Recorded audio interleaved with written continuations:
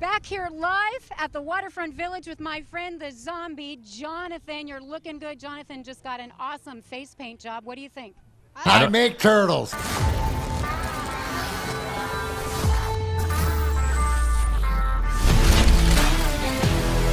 It's now time for Big D Energy with four-time Stanley Cup champ Darren McCarty and the golden voice of Neal Rule. Live on the Woodward Sports Network, 99.1 and 93.5 The Roar, the Woodward Sports app, and anywhere you listen to podcasts. Let's talk some sports. It's Big D Energy.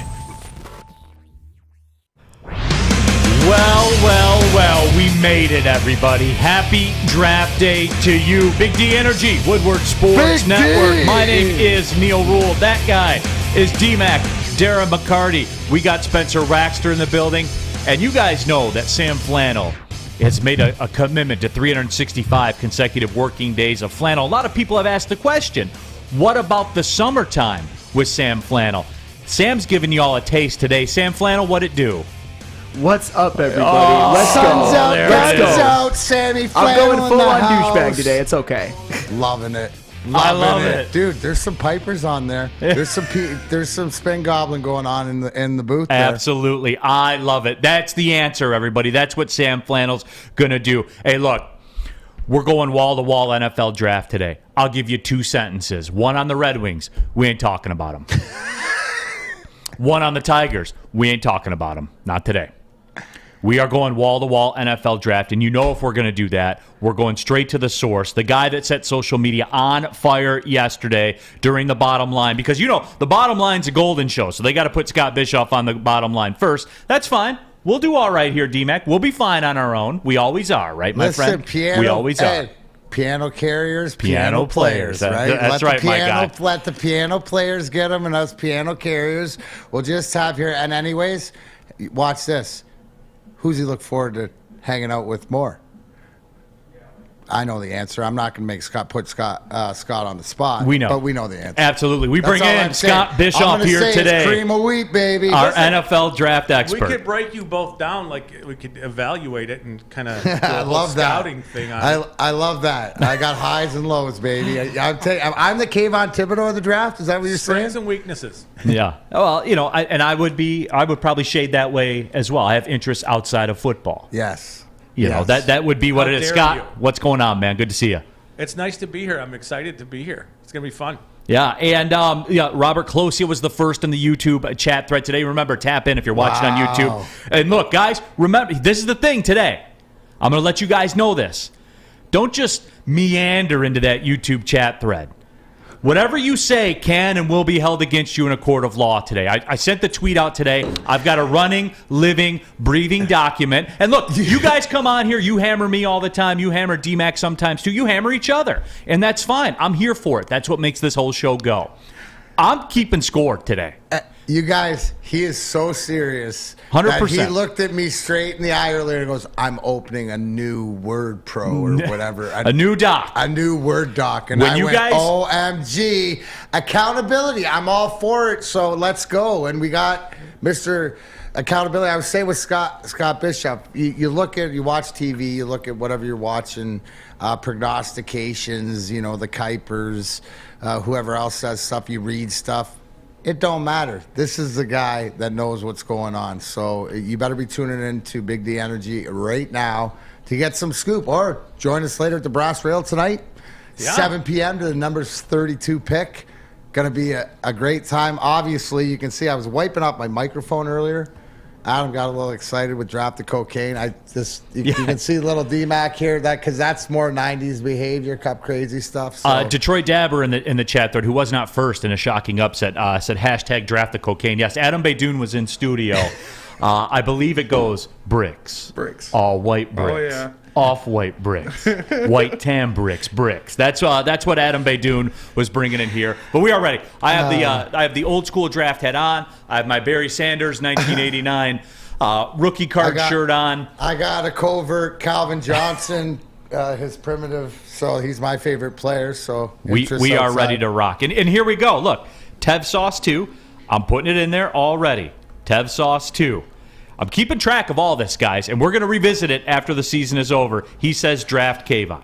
So without any further ado, as we said, Scott Bischoff is here all show long. You popped off with some news yesterday. For those that missed it, Scott, just kind of reset what you mentioned that I believe is pushing 100,000 views on social media.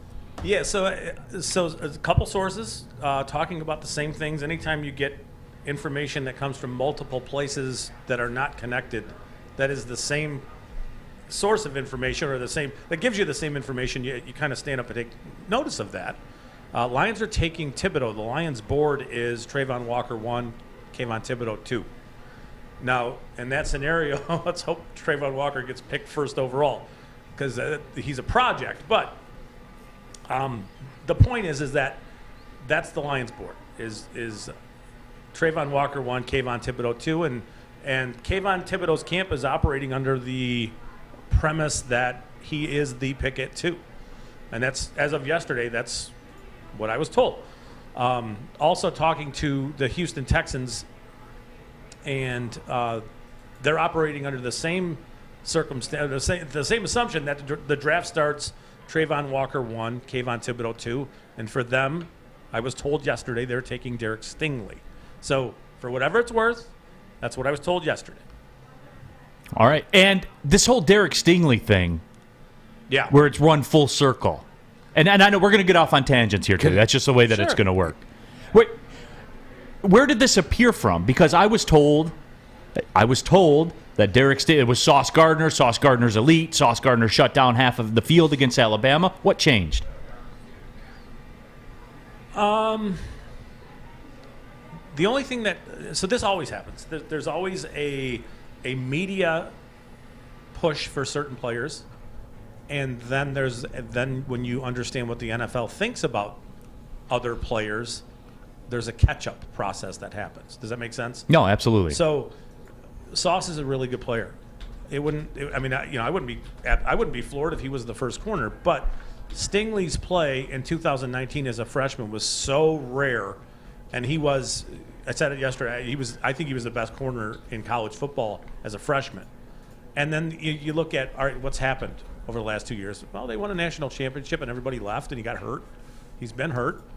And you just look at his workout, the way he moves, the ball skills, the production. Obviously, it's a bit of you got to make sure that the off the field's good with him. And then if you're getting if you're getting Derek Stingley uninjured and the 2019 version of Derek Stingley, he is a rare cornerback. He is higher upside than Sauce. That's where it is. Now, does it feel like that's emerged out of nowhere? Not really. If you go back to what he looked like as a freshman, or watch. The other thing is just watch LSU's practice film, and watch him lock up Jamar Chase, and look pretty comfortable and easy doing it. Pretty regular, right?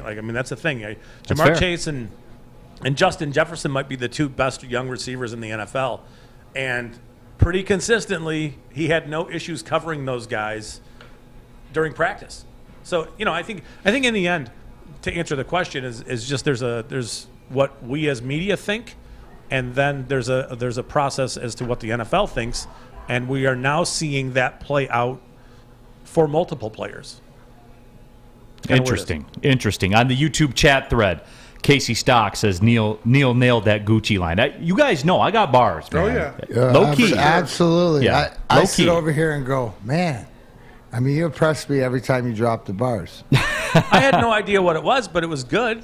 Thank you. Maybe I need to. Have you guys seen the Batman movie, the new Batman movie? I have not. Okay, so the coolest thing about I don't know why I'm talking about this. I should shut up. I'm not gonna. Hurry up. The coolest thing is that there's a Nirvana song that they play in the beginning of the movie, and my kid, who's now 14, is just jamming Nirvana, which is cool for me. All right. I don't know why I'm telling you that, but people are asking why you have a brick of cocaine as well. I think that answer is self-sufficient. I think everybody knows why. It's been a long morning. Yeah, and it's going to be a long night. Exactly. You got to get right. And people are telling me to hide the bricks in cream of wheat packages. Stop judging me. Yeah. people. Maybe that's why, because it's mixed with cream of wheat. Yeah, they'll say That's the how scent they will eat throw the cream of dogs. wheat. I guess that's what they're saying. So again, I appreciate your tips of how we can, funnel this for Adam Baydoun. Again, this is property of Adam Baydoun. It does not represent the views of me, Woodward Sports, or any of my colleagues here today. But we are going wall-to-wall NFL draft, as we said. And, it's that time of the year. It is an exciting time because hope sells, right? I mean, bottom line with everything, hope is undefeated, man. People have made millions of dollars around the world selling hope. Can you explain Hopium. Hopium. Since we talked to you last and you were here when Easy was in and Neal was out gallivanting across the great nation broadcasting MLS games. Yeah. This Must be snob nice. that he is. But Trayvon moving up to 1. Right? When we talked about, can you explain to all of us that maybe don't understand coming off conversations that he was a product of but his surroundings, but now he's the number 1 pick of the draft? Pure upside. So in this class, you have let's consider them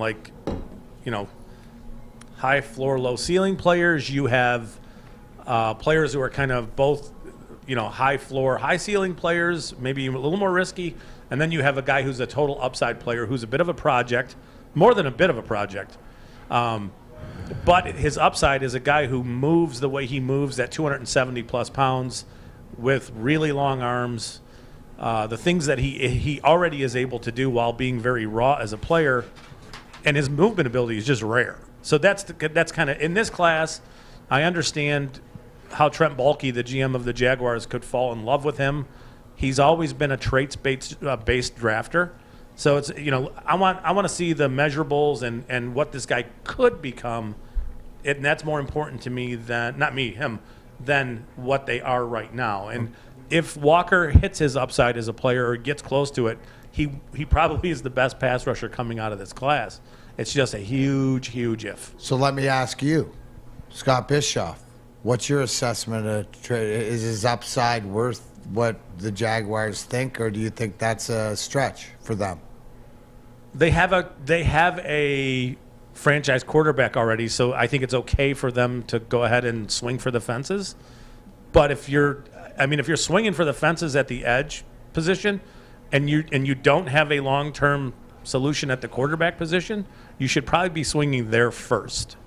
It's a more impactful play, but they have a quarterback, so I understand where they're going. So this pick makes sense. It doesn't seem like Jacksonville being Jacksonville. It makes sense. This It's just is more of a football. You can explain the why. Yeah, I mean, you can put the pieces of that puzzle together and make it make sense. It's just There's a ton of risk with him. There's more risk with him than perhaps any other pass rusher in the class.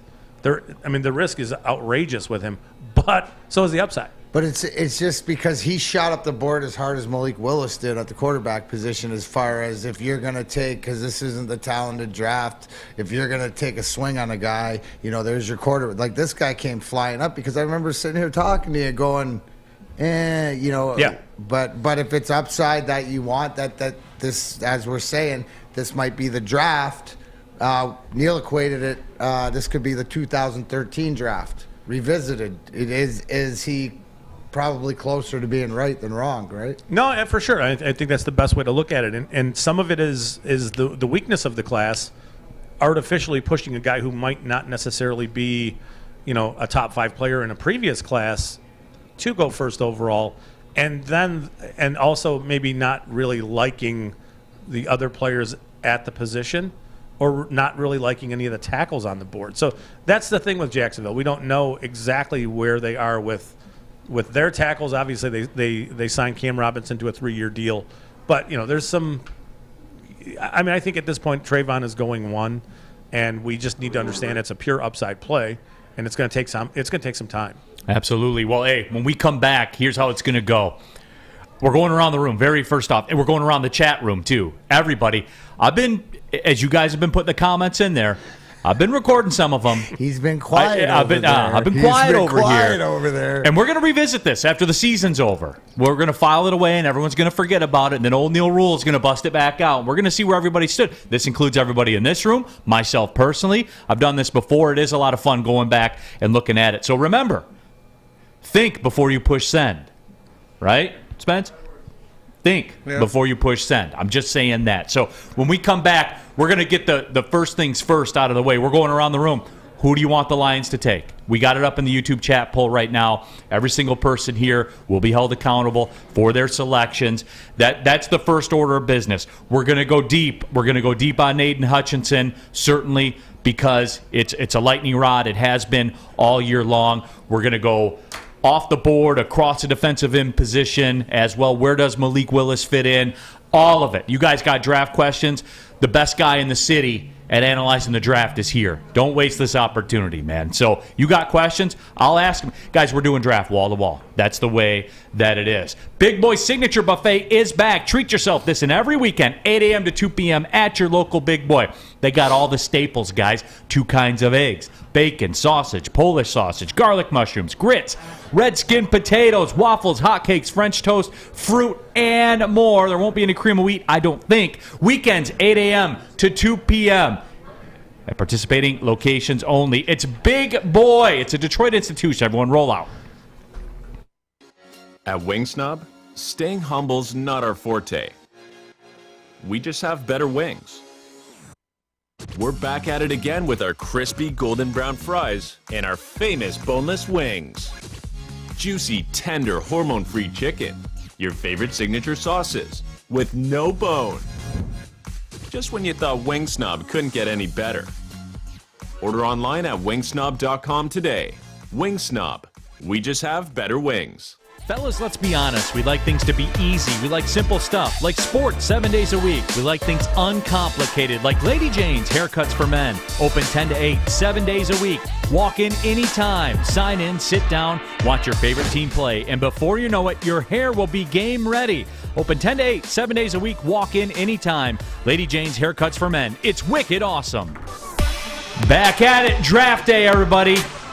That's right, we made it. Big D Energy, Woodward Sports Network. Neal Rule, D-Mac, Darren McCarty, Sleeveless, Sam Flannel, Spencer Raxter in the building as well. And, of course, we got our draft expert, Scott Bischoff, here as well.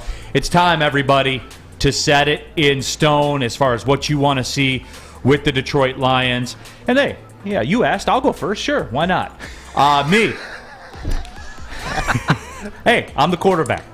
You asked. Bro, I love you driving. Hey, Yeah. it's your boat, bro. It's your boat. You asked, so here it is. You're the captain now. You've always been the captain, sir. And look, I know how this is going to be received because everyone's going to say, you said Malik Willis and D-Mac. No, you said be prepared. Be prepared. Have your life jacket for Malik Willis. Absolutely. With that being said, you guys know. Yes, Mr. Bischoff. Is there any way that I can hold out hope that they're taking Thibodeaux at 2 and trading up for Willis? Any way that we can talk about that? Yeah, We will in a little bit, as a matter of fact. The dream is not dead, people. That might get into the conversation we'll get into after we decide our seconds, what they're going to do with the 32 and 34. That's where the interesting part. Yeah. I think did you make your selection, sir? I'm sorry. Oh, yeah. Come So, on, anyway. Can I get the bell? Going back to it. Okay. Yeah, let's go all the way. Do Come it. on, man. If we're going to do it, get one time a year The to do Detroit it. Lions select Kayvon Thibodeaux from Oregon. Mr. GM Neal Rule says he enjoys a ceiling, and these are the same reasons. This is nothing new. We've had this discussion before. I'm a big high ceiling guy. I enjoy the upside with him, and I think that people around here, and look, it's not being a Hutchinson hater or anything like that. I think that people around here get enamored with the numbers, and they look at the sack numbers. And that's it. And you guys say that. You go back to it. Well, Hutch had this many sacks. Thibodeaux had this many sacks. Does anybody out there realize everything that Thibodeaux was asked to do for Oregon? He had to drop back in coverage at times. He had to do everything for Oregon. Does Hutchinson have that ability? Does Hutchinson have that versatility? I think Thibodeaux is a very versatile player with a very high ceiling. For me, I enjoy that.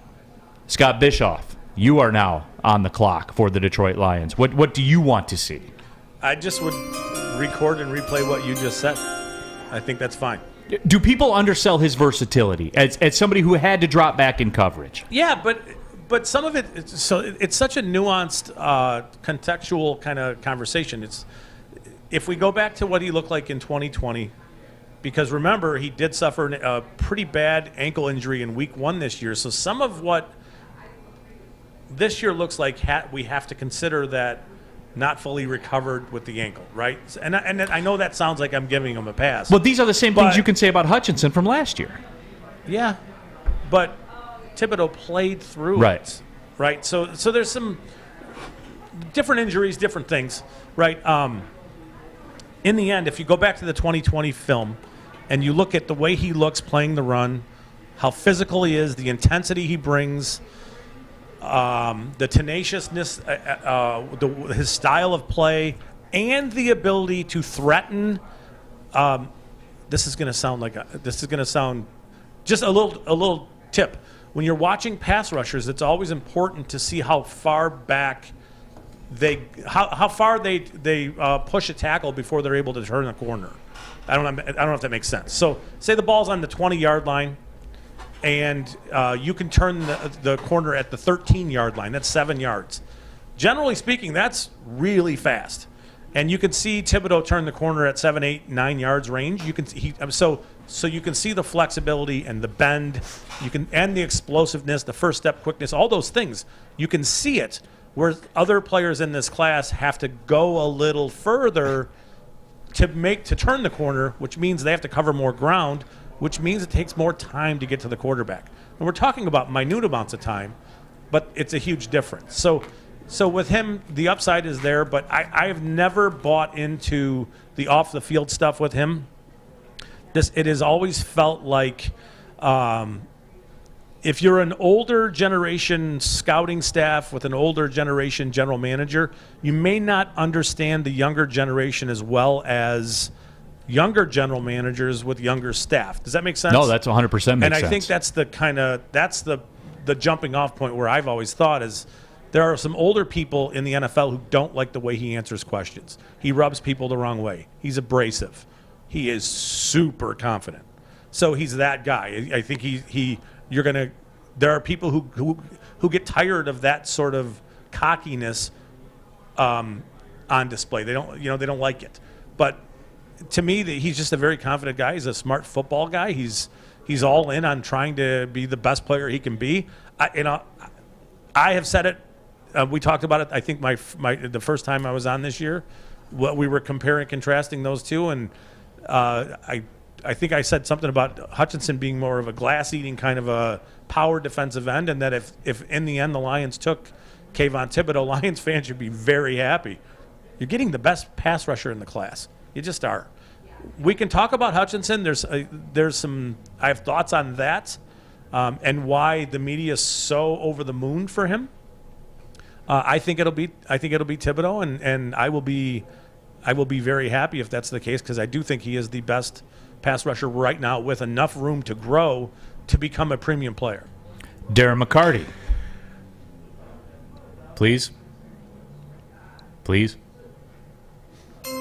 Using all my time, enjoying this.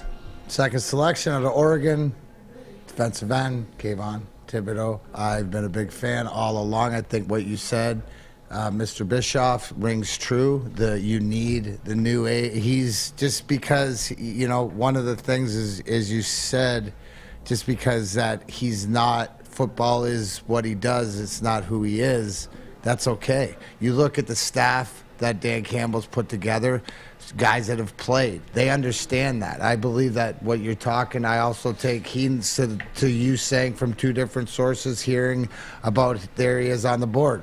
I also smoke and mirrors when Dan Campbell said he didn't want him. I read right through that like a bad bluff. Absolutely. And I think that he's somebody that this city can nurture and enjoy once they get to know him, because we don't know him. We know him as past from he was in town signing autographs, and my girl Tammy Chen, who part of the chat, you come across him and good person. You understand that. So I think this is exactly the shot that we need. I think that you go with the talent and you go with the upside. The only thing in question would be the injury. But again, because I always said, what was his motivation this year? Like, he's a guy that I get him, because it's sort of like, I'll push as hard on something, but when I'm not one pushing the hardest, I got to move on. That's why I do so many things. Yeah. Right? It's more of self-preservation. Right? So I look at his last season, what was he playing for, too? So I think he's a choice. I look at the odds, plus 110 right now. I think that's a good bet. But Darren. I think he's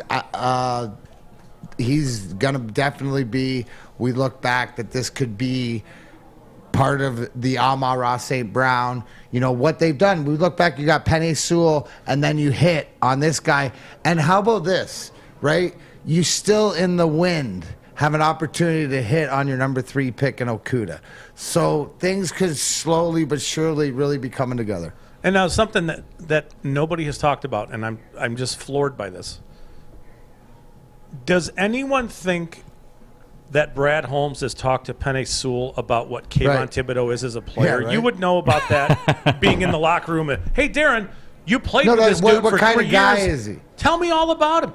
Does anyone think that if Penei Sewell didn't like Kayvon Thibodeaux or told him, yeah, he's not a good, whatever, come on.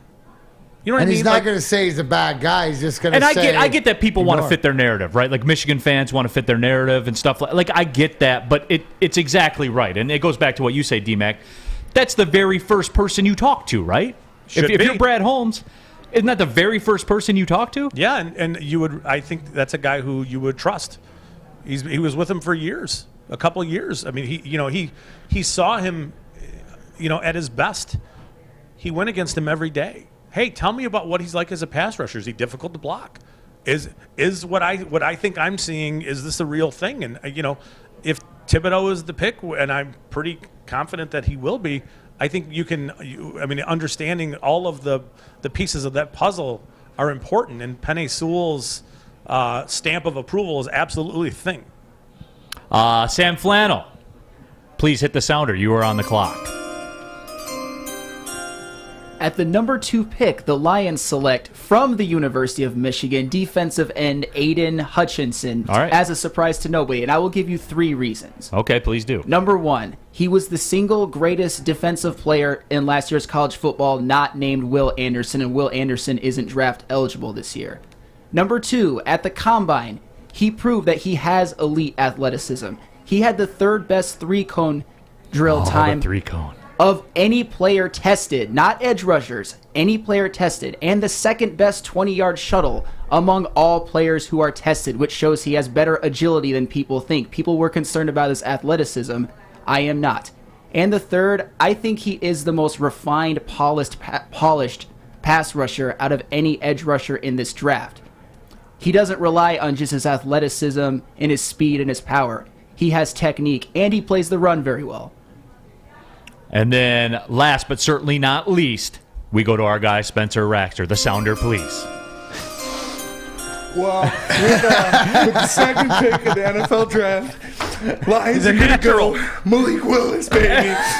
We're taking Malik Willis. He is the cocaine. That's what we need. Injected into my veins. I saw Adam lurking around. Adam hooked me up, man. I'm wired. I'm ready to go. But this is...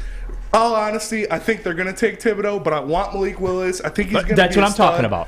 Who do you want? That's what we're doing. Willis. I don't think he's going to be there at 32. I don't want us to trade up to get a quarterback. I want us to take him now. I think the difference between him and the next quarterback is far, far greater than the difference between Hutch, Tibbs, and the next edge rusher. So, and like Scott has been saying all the time, the way to change a franchise around the fastest is to hit that quarterback in the draft, and so that's what I want. Willis, give me Willis, and that's why if they do it, I'm here for it, man. And that's the cocaine. now, hey, here's what we're gonna do. We're gonna take a break. We're gonna let Spence come down a little bit, and hey, Scott Bischoff is here. He's told you how he thinks that's gonna go down.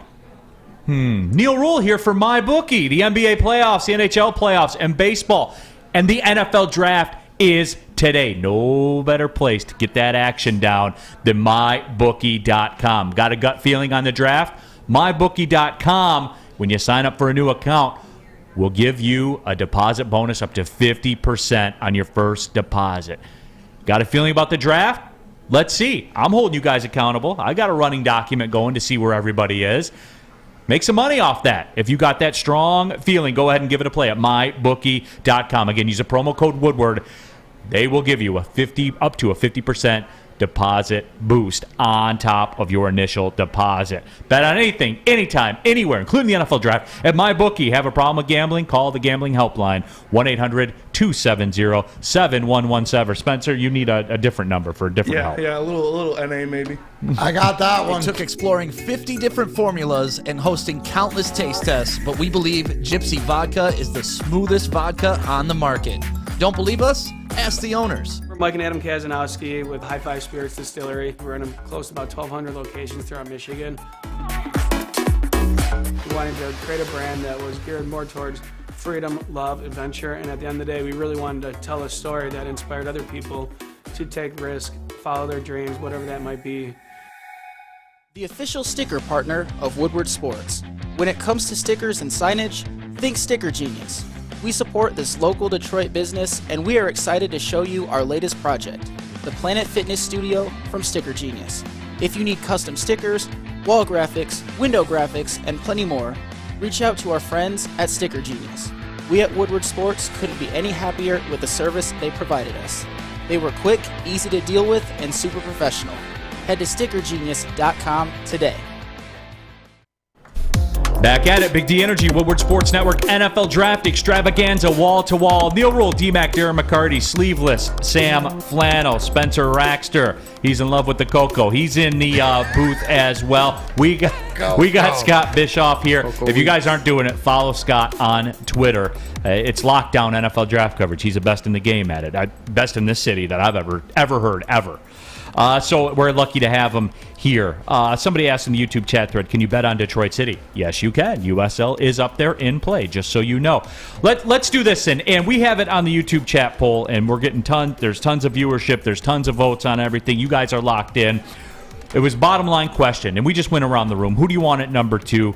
You guys have Kayvon Thibodeaux at 49%, Aidan Hutchinson at 40%, Sauce Gardner at 3%, Malik Willis at 7%. And look, let's get it out there now.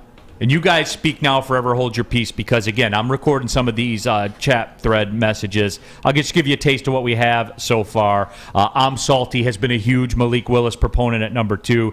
Tev Sauce 2 says draft Kayvon. Corey Hunt on our YouTube chat thread. Draft Kyle Hamilton at number 1, please. Put a lot of L's in the please. Amazon Delivery God, Hutchinson, please. Gromit 0237, Hutch is the man. I've chronicled ours as well. But here's the deal. He's the most polarizing figure here in the NFL draft. I think that's safe to say. I don't want to say we're putting him on trial, but we're kind of doing a thing right here. This is the Aidan Hutchinson segment. So everybody right now in the YouTube chat thread, jump in. Either you're pro, either you're against, because that's the way that it works around here. So I guess, Scott, we'll start with you. And I start with you because I want some of that inside flavor. Give me something on Hutchinson with another team that maybe somebody around here would be just their mouth would just be hanging open to say, I haven't heard that before. I want something that their initial reaction would be, no way that could happen, because that's how they are, you know. Meaning, like, what's his floor in the draft kind of thing? No, what's his floor in the draft / who's he vibing with that maybe the Detroit sports fan doesn't realize? Because they hear Jacksonville. Yeah. They hear Detroit, obviously. Who's he vibing with that maybe nobody knows? I think it's pretty much a known thing that he and the Giants are vibing. And the Hutchinson family and the Hutchinson camp feels that they've connected with the Giants, and that's kind of what their destination will be. And I think that's been the case for a while, ignoring where they were picking, right? Like, we kind of think we're going to end up with the Giants. And I think the Lions have tried to play a game for a while, trying to force the Giants to come up to 2 for Hutchinson, and they had their bluff called. I think that's the nuts and bolts of the Hutchinson smoke and mirrors show. You know, we're taking him at 2. You know, he's in play at 1 kind of stuff. Well, we want the Giants to trade up for him. And teams know when they know, right? The Lions know if the Giants really want Hutchinson, they know. It's just the Giants are smart enough at this point to know that if the Lions are taking Thibodeaux, there's a pretty good chance that he might be there at 5. They're picking 5 and 7. You can add Hutchinson at 5 and a tackle at 7, and you've done some really nice things for your franchise. Is that scenario more in play than people think it is? It is. Now, and again, I'm not calling for it. No. We're not setting it in stone. I'm just saying a lot like the Malik Willis thing. Be prepared. Be prepared. It is in play. We need a segment is Neal's Be Prepared. Right. This is a Be Prepared. So maybe people get in their heads so you don't have to say, because this, I just realized I've been in a few depositions. This is Deposition Thursday. Neal's made this. We just didn't swear Nice. everybody in. Yeah. But, he's going to hold us all to it. But that's the thing. You're going to hold yourself to it. But it's just be prepared because we haven't heard that. And I agree. Because the way that we're talking about it, the way that the opening of the draft starts, I see right now glaringly Hutchinson at 5 to the Giants. And there's something there. I asked you during the break. They'd take him, right? And he was like, absolutely. But now it's about, can Detroit hang a carrot out there and say you're not going to have a chance to get them? If Detroit passes and takes Kayvon and it goes Walker, Thibodeaux, and then Stingley, is the threat of the team picking 4th that would pick Hutchinson? Yeah. And it's a legit threat? So the Jets are picking 4 and 10. It sounds like, the Jets are trying to get away from Mekhi Becton, who was a player they took 2 years ago out of Louisville. Huge offensive tackle. But last year ballooned up to over 400 pounds when he was injured. And it sounds like they're trying to get away from him. And if you are this late in the process, you're locked into a tackle. So I think a player like Ike Mekwonu would fit in New York with the Jets at 4. I don't know. I mean, he's not available at 10. I don't think he would be available at 10. I think they would be playing with fire, trying to get They're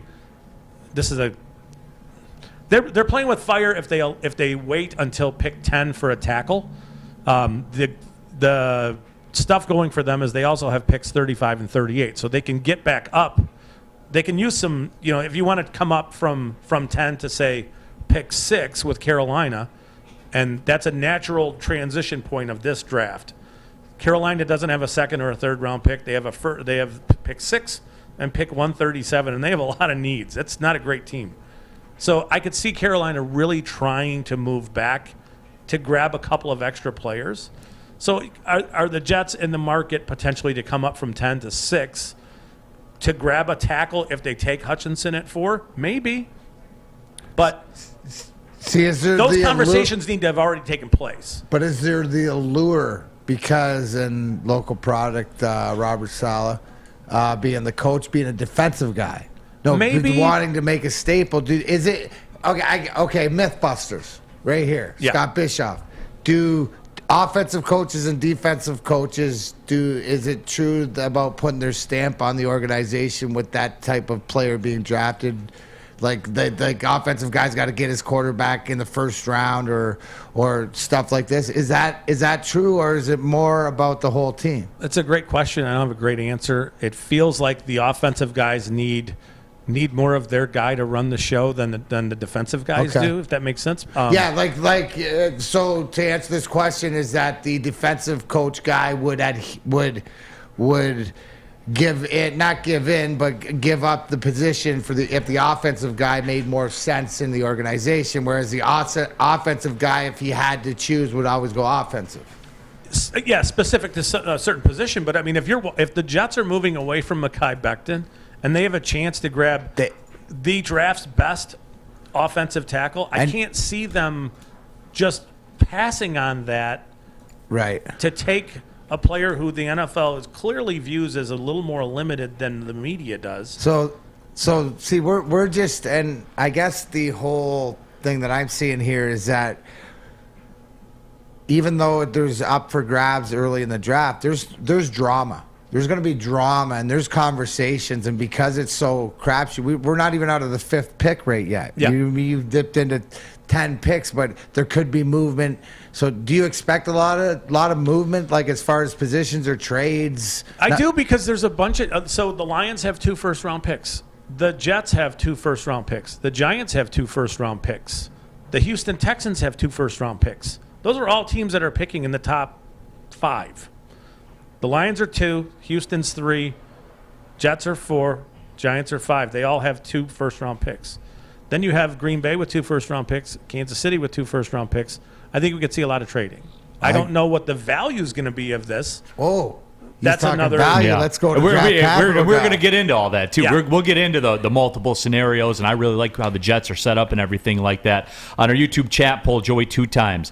Hutch didn't show up against Georgia is how you tell people you didn't watch the game without telling people you didn't watch the game. What about that? Just in terms of, just kind of going back to the whole Hutchinson discussion here, because again, that's people are talking about this, and as far as that goes, how much did that performance play in? I guess is it a long way of asking? Do the Ohio State game and the Georgia game, does that create a neutral when you add them all together? How is that viewed? I don't know. I will tell you this, that I think it is safe to say that Aidan Hutchinson had his Jadeveon Clowney moment nationally during the Ohio State game. And I think if we look at it through that prism, that we all remember the Clowney hit on Michigan's running back. I was in that stadium. I mean, you'll never forget crash. it, right? Yeah. It sounded like a bomb went off. That's when Clowney became a lock to be the first overall pick. It was that moment. That moment. And now everybody knew him, but the national media was everybody was watching that game. Everybody's watching Ohio State, Michigan, and they see Aidan Hutchinson put on this performance, and they see him asking the offensive line to come at me, and they see him run over left tackle, and it's just, wow, what a moment, right? So that's everybody's first impression, and then there's this media creation that gets him to the Heisman Awards ceremony when he wasn't the best pass rusher in the country. So there's a lot of media narrative and a lot of media creation happening around him, and it's not knocking him as a player. I love his game, and I think that there's a lot of nuance to the way he plays, and the arm length is just a little bit of silliness because it's actually beneficial for him for the way he plays. And we'll get into that. But I think that's a lot of what's happened is everybody's first impression was, wow, look at what he just did. So first impression's kind of everything. No, absolutely it is. Neal Rule here for Planet Fitness. Right now, $0 down, $10 a month. Can get you a Planet Fitness membership with access to your home club. They have other options as well, all the way up to the Black Card. $22.99 a month, still less than $1 a day. That gets you access to over 2,000 Planet Fitnesses around the country with unlimited guest privileges as well. Use of all the amenities, also the hydro massage chairs, all of it. You can do it all at Planet Fitness. Wherever you go, there's a Planet Fitness nearby. You can join in club. You're going to pass 2 or 3 of them on the way home. Just pull in the parking lot. Join there. Really motivated? Jump on that computer right now. Go to planetfitness.com. It's Planet Fitness. Where your fitness, D-Mac. Your fitness is essential. 32 teams, 7 rounds, 224 young men who today are about to become players in the National Football League. A day where lives are changed, fates are decided, dynasties are born, and the clock is always ticking. Draft day in Detroit. A time of hope, a time of wonder, and a time for Detroit Lions fans to act like it's the friggin' Super Bowl. Join Woodward Sports and hundreds of other diehard Lions fans for our NFL draft party and live stream from the Brass Rail Detroit. All your favorite and not so favorite Woodward Sports people will be there. Adam, Terry, Neal, D-Mac, Braylon, Ryan, the heavyweights, NFL scout Scott Bischoff, Maz, Stick, Jeff Maddie, Joey, and more. Come join us at the Brass Rail Thursday, April 28th from 7 p.m. until pick number 32. See you downtown for draft day with Woodward Sports. Brought to you by Cintron, Gypsy Vodka, and Planet Fitness. 6 dark corners, a driveway and a patio, 5 windows that could become doors. Every house has unique security challenges. Guardian Alarm has more tech, more team, and more ways to help keep them all safe. Get a professionally designed and installed security and smart home system from Guardian Alarm. Sign up today and get a free video device. Guardian Alarm. Smart, right from the start. Call 1-800-STAY-OUT. Neal Rule here for Chili Peppers Tanning. You get all the best deals at Chili Peppers Tanning. You can join the Pepper Club. They'll beat the competition by at least $5. They have the hottest bulbs, the hottest deals, the darkest tans, 26 locations. There's more on the way. Get you a base for the summer. Like, don't just walk out there on that first 80-degree day and get cooked. Go into Chili Peppers Tanning, get a base, and be ready to roll if summertime ever comes here in Michigan. ChiliPeppersTanning.com. I think what people are starting to go back to with Aidan Hutchinson is when you watch the film. He had 14 sacks, great season, broke the record in Michigan, became the guy later on in the year. 8.5 of those sacks were in 3 games. One of those games was Penn State. Penn State's offensive line was ranked 118th last year. Michigan State's offensive line was one of those 2. They were ranked 90th last year. Those are 2 awful offensive lines where you get all your sacks in. You go back to the Georgia game. Where was he to be found? Like, where was he to be found? I understand you throw out the worst game, you throw out the best game. The best game was the Ohio State game, which he had a man-child type game. You know why he had a man-child type game? The elephant in the room. But nobody talks about it anymore because he got injured at pro day. David Ojabo was also on the field. They shaded more to David Ojabo's side, more one-on-ones for Aidan Hutchinson. He's not even the fastest defensive lineman off the ball on his particular team. If you're going to do that, though, about Aidan Hutchinson, you got to do it about Trayvon Walker, too. I mean, the whole defense is full of first-round picks. Right. You know, why does Nakobe Dean get to run free as because much of the as guys he does? up front. I understand no that. doubt about that. So I think picking and choosing, you know. It's not picking and choosing because those players showed up in the moments that they needed to show up in. Aidan Hutchinson played against Georgia. I didn't even know he was on the field. No doubt about it. And the guy that mauled him, the infamous clip that they show of him getting mauled, oh, by the way, that guy's a freshman. That guy's a freshman. So it's cause for concern when you're telling me at number 2, I'm a drafted guy that in the biggest game of his life disappeared. Like, and I get it. You can have a bad game, but I got to see a play or 2 or 3 to remind me that you were runner-up in the Heisman Trophy, to remind me that you just broke the all-time record at one of the most prestigious universities in football history in Michigan. I didn't see one play that reminded me of that. Back at it, NFL Draft Day special, wall-to-wall NFL Draft. Neal Rule, D-Mac, Darren McCarty, the man of the hour. Scott Bischoff here in studio as well. Sam Flannel doesn't have sleeves on. He's got the gun show going. Spencer's over there with Adam Baydoun. Who the hell knows what's going on over there? But we are talking NFL Draft, and I wanted to play that for people because I take a lot of heat here, and it's Michigan bashing, and it's all that kind of stuff. That's Braylon Edwards. Was that a Michigan guy? Who went to Michigan. Calling it Who stats? knows about being drafted in the NFL draft. Who I'm pretty sure was watching the Michigan game when they played Georgia and watching against Ohio State. But we're talking Aidan Hutchinson right now as we kind of wrap up that discussion and move forward here on our NFL draft extravaganza. I want to parlay that with you, Scott, where Joey 2-time says if some reason Jacksonville, Detroit pass on Hutch and Houston would 1,000% take him at 3.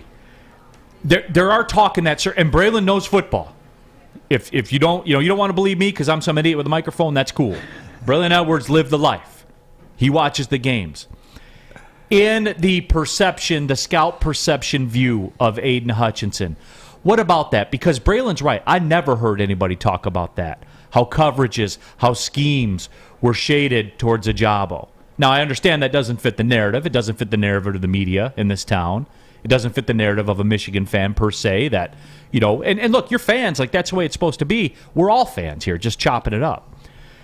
What about that, though? When somebody like Braylon Edwards comes out and brings up points like that, I know that's something that scouts will look at. That's something that they think about. What's your take on that, Scott? You were there. So is he talking about offensive lines sliding their protection Correct. a certain way? Yeah. So, I mean, if that happens and you're still able to win, right? So, I mean, here's the thing. If we're going to put Aidan Hutchinson on trial, I'm gonna be his defense attorney. Okay. I just am. I love his game. I think I like Thibodeau's ceiling more, and I think his ability to be a premium player there's more there.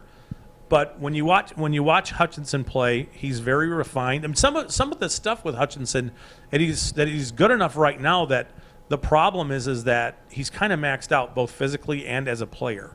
It's hard to see flaws with his game. Like with Thibodeaux, I'm positive that he can get better with his hands. I'm positive that he can develop more pass rush moves. But with Hutchinson, you see him he's really refined with his hands. He understands where to put his hands. He understands that he cannot allow an offensive tackle to get his hands on him. So he's really good at swiping a tackle's hands off of him and away from him. Sam mentioned it. I mean, one of the things that stands out when watching him is his agility and how quick he is on top of a tackle. And tackles don't expect it. So pass rushers a little closer to me than I expect. And now all of a sudden it's a power move, and there's some fundamental technical stuff when it comes to the shorter arms that actually helps him. Where, if you think about his ability to get into an offensive tackle's chest, which is kind of like the no-no for a tackle. Like if you allow a defensive end or a defensive player to get into your chest as a tackle, you've lost. Yeah, because they dictate your movement. Right. And then are you strong enough to anchor and reset and not give ground? Different story, but you don't ever want to give up your chest. When Hutchinson gets into, you could see it with the tackle from Ohio State. He was there sooner than that tackle thought, and then Hutchinson got his hands above his eyes, which is the key to leverage. If you want to know how you find whether a player is playing with leverage or not, look at where his hands are, and if his hands are over the level of his eyes, that's leverage, period. And Hutchinson has this really quick move where he fires his hands up over his eyes, activates all those big muscles in his back, and because he does have shorter arms, it's a shorter length for him to press a tackle off of him. So the fact that he doesn't have 35-inch arms is better for him because of the way he plays. He can create space more that way. It's just he runs through just. The juxtaposition of the two is that Hutchinson runs through the corner of an offensive tackle with power, where Thibodeaux can run around tackle and not be touched, right? So that's the kind of difference. So now looking forward. Now, would you say though, because we're talking about burst, right? Thibodeaux's burst off the line, exactly. That can't be taught. That can't be created. I mean, I guess it can be created to a degree. But the gift that he's been given, that can't be recreated. Hutchinson's got that same burst, though. He does. I don't know that he's got bend like Thibodeaux has. So when Thibodeaux gets to that point where he wants to put his foot in the ground and go 90 degrees the other way, he's able to do it. Where Hutchinson might have to round that just a touch because he is 6'6.5", right? So he's got more body that a tackle can get onto. He's longer. Right, so this is all technical, weird stuff. Right, but this is the stuff we think about. We look at this is what dictates picks. What you're talking difference. about, just the subtle difference in Thibodeaux's ability to, think about running and then turning 90 degrees, and while you turn 90 degrees, you're dipping your inside shoulder to reduce the area that a tackle can touch. And Thibodeaux's ability to do that is a little better than Hutchinson because he's, in some ways, is built a little lower to the ground, if that makes sense. I mean, Hutchinson is tall. He's 6'6.5". He's an imposing player. He's a physical player. He wins through power. And I think that gets mitigated a touch more at the NFL level because you're talking about players who are stronger with longer arms, who are probably a little more fundamentally sound. Where the way Thibodeaux wins, he can win easier at the NFL level than Hutchinson. That's the nuts and bolts of the whole thing. Now, if we are sitting here and we're saying draft the safest edge player in the class, a guy we'll be happy with if he gives us 8 or 9, 10 sacks a season, but is going to be a 3-down player who's going to give us everything he's got The only player you take in this class is Aidan Hutchinson. Period. That's it. I mean, he does a lot of things really well. He's a super clean prospect. He's a phenomenal player. It's just to win at the NFL level, you need rare stuff. And I think Thibodeaux's got a little more of that rare stuff. In our YouTube chat thread, the away fan says, my dude Sam Flannel looks like a biker for Halloween. Yeah, he really does now. He really does now. I mean, Adam's making his way around the booth. The influence all around of Adam. Adam Baydoun is on one today. Hey, Adam, while you're walking out, before you go for another break, find out what the odds are Hutchinson to go 5th to the Giants. You might have to put some money on that one. You might have to get your priorities in order here. He's got his brick sliced you're open. You're a gambler first. Yeah, he's got his brick sliced then open. Then the cartel master second, okay? He's got his gambling apps up on his phone. I mean, he is living his best life today. Adam Baydoun, everybody. Morning Woodward show. I love Adam with a smile People on his face. It's always happy. Can't wait. You can't bet on Hutchinson to go number 5. You can't? Oh, see, they know better. They take the sure money off the board. You can't bet on it. That's a great point, though. Like when you're looking for the little things, and a lot of stuff you mentioned, right? If we're talking about Hutchinson between 5 and 15, it's probably, oh my gosh, it makes so much sense, right? Like there's guys down there who, I think on that Hutchinson where you mentioned the prototypical stalwart pro NFLer. Who else in the first round, or is somebody also like that? Is there a close second guy that has that motor? Because it's durability, right? We always say availability is like your number one. Yeah. Well, I mean, he missed almost his whole junior season. But I believe injuries early. I believe that if you get them when you're younger and stuff and get through that, you come back strong, especially this day and age. You know. And I mean, it's not like any of this stuff is long term for either of these guys. So it's it's football. I mean, things happen. So, you're going to get banged up and that kind of stuff. But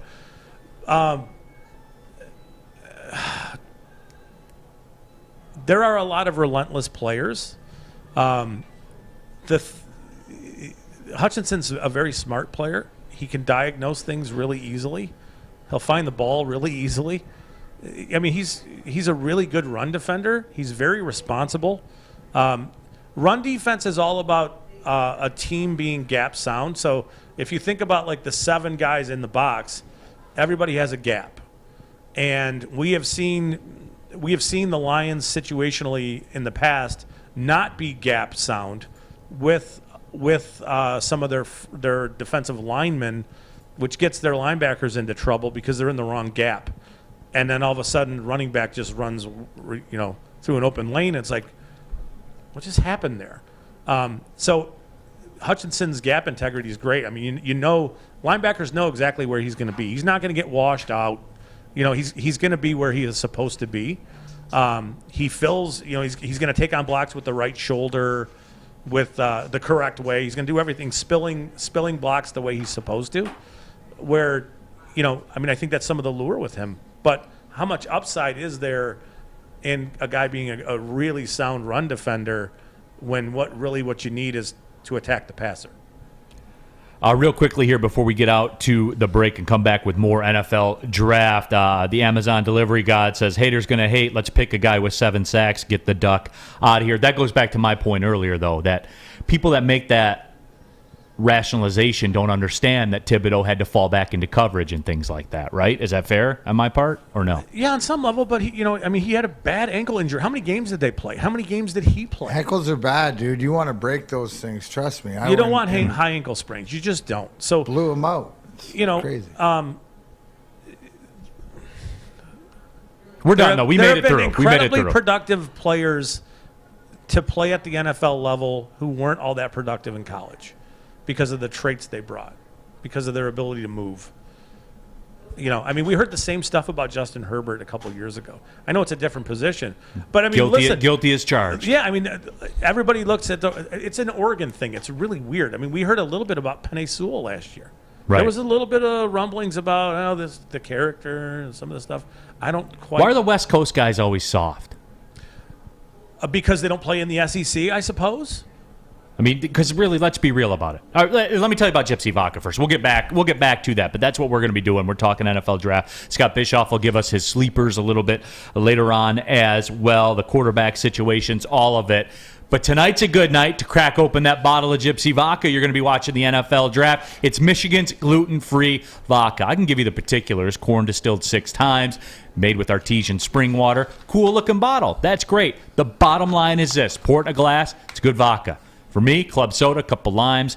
We're having an evening, everybody. You can do like Spencer, or like you remember Sawyer when he was here. He was all about the Bloody Mary now with he's it. All about the Bloody Mary's down there. Yeah, absolutely. He's still doing it with the Gypsy Vodka. Spencer does the same thing. He probably just takes it to the head and drinks it out of the bottle. But that's why we love Spencer. That's what he does. He's an animal, everybody. But hey, the bottom line is Gypsy Vodka, best tasting, smoothest vodka in the game. Go to the store, ask for it by name, say, yo, where's the Gypsy Vodka at? It's Gypsy Vodka. As always, drink responsibly.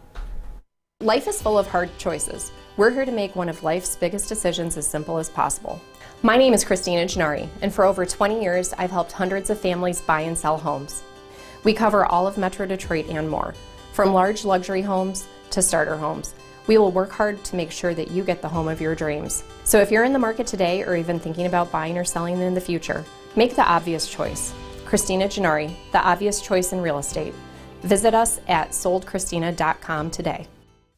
We all know Cade should have been Rookie of the Year, but you know the saying, Detroit versus everybody. Uh-oh, Cunningham all by himself! Woodward Sports. We don't like to brag that we are the toughest sports network in Detroit, but we do have a guy named Darren McCarty on our side. Neal and McCarty, who've had a good knockdown drag up. There they go, right on the whistle. They were talking to one another. Woodward Sports.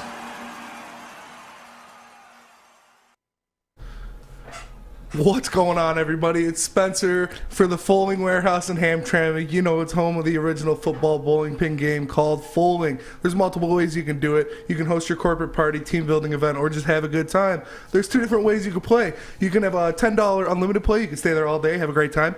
Or they have private lane reservation. $120 private lane, 10 people, 2 hours, great time. $2 mystery beer vending machine. Put in $2, pops you out a great beer, no hassle needed. You want to make a decision, they've got multiple fully loaded bars for you to choose from. So go on down to Hamtramck, check them out in person, or visit them at foalingwarehouse.com. Again, that is foalingwarehouse.com.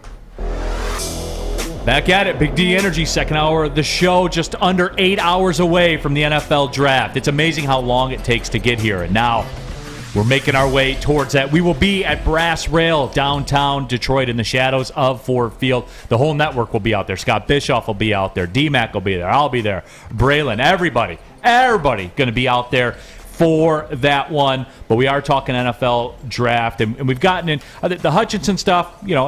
Everyone's kind of spoke their piece on there. You're not changing anybody's mind. At least here at the last moment. Jack Harrington, our YouTube chat thread. Neal, are you and Stick going to have some vodka tonight? I would say that there is a 1,000% chance of that happening. Probably over 1,000. Hey, I would say, does Adam like cocaine? The answer is yes. Of course I'm going to have some vodka out there tonight. There is no doubt about that. But we're talking everything covered tonight. We do. There was one in particular, and I think this ties in well with the Hutchinson Thibodeaux thing. The whole discussion about, and it's been kind of a late addition to it, Dave Burkett of the Free Press was somebody who early on was really saying this name a lot. I've heard a lot of the fans say, and look, the draft thing seems to be cyclical, right? Like, it comes out, Hutchinson or Thibodeaux. Then we work our way through everybody else, and then Trayvon Walker enters the fray, and then we come back to Hutchinson or Thibodeaux right before the draft starts. Jermaine Johnson, out of Florida State, the transfer from Georgia. I would say that if you were going to do an edge dark horse, at least the Big D Energy fan base, what they've talked about on the YouTube chat thread, that seems to be the name that I keep hearing. It's interesting because he was at Georgia, transferred to Florida State, put up monster numbers, certainly last year. What's the temperature with Johnson? So Jermaine Johnson has had a fantastic pre-draft process and was awesome last year. He's a little older, so that's kind of a detractor-ish type of thing. But when you look him at the Senior Bowl, the way he practiced, the fire, all that stuff, I mean, it's all there. So you can draw an absolute parallel between Jermaine Johnson and Trayvon Walker. You absolutely can. And this is why I think Trayvon Walker is getting drafted first. Because it took Jermaine Johnson leaving the Georgia program, going to Florida State and going off this year. What would Trayvon Walker do? This is the argument. What would Trayvon Walker do if Trayvon Walker were to have left Georgia and were to have been put in Jermaine Johnson's shoes at Florida State? Meaning, go get the quarterback. What would Trayvon Walker have done? And the mentality out there is that Trayvon Walker would have exploded more so than Jermaine Johnson did because of the traits in the way he moves.